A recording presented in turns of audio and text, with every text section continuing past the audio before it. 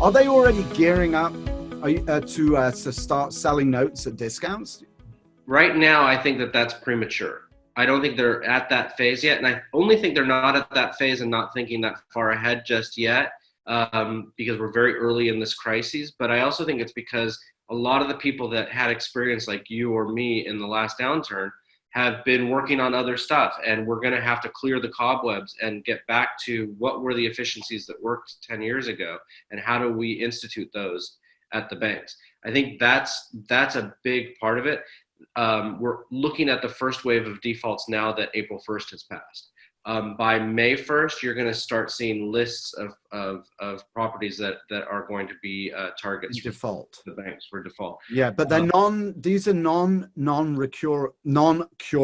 Everything's curable. As I recall, it was 90 days. It was defined as being no matter what a borrower did. That's right. It was a bad asset. Is that the same? Is that still the same? Those rules have not changed. Those rules remain in effect. It may be that at some point they get revisited, or that there's such a flood that it's just impossible to maintain. I've seen instances of that happen as well. But I think that there's going to be a lot of pressure on banks to maintain their foundational strength. And I think that they're going to have no choice but to start working through those assets. I haven't seen any grumblings about selling of notes or selling of tapes or anything just quite yet, other than what they've done in the normal course up until before this crisis. Yeah. But the next step after 90 days is going to be starting to sell that paper.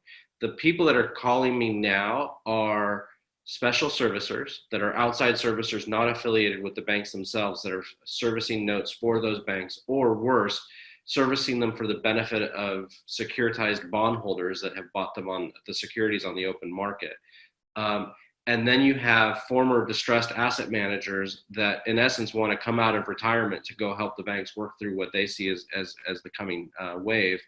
And then finally, I have some real estate owners that are calling me and that have been clients for years that are saying, I've got this situation. What do we do now? And so you have a real concern across every aspect of commercial real estate at this point.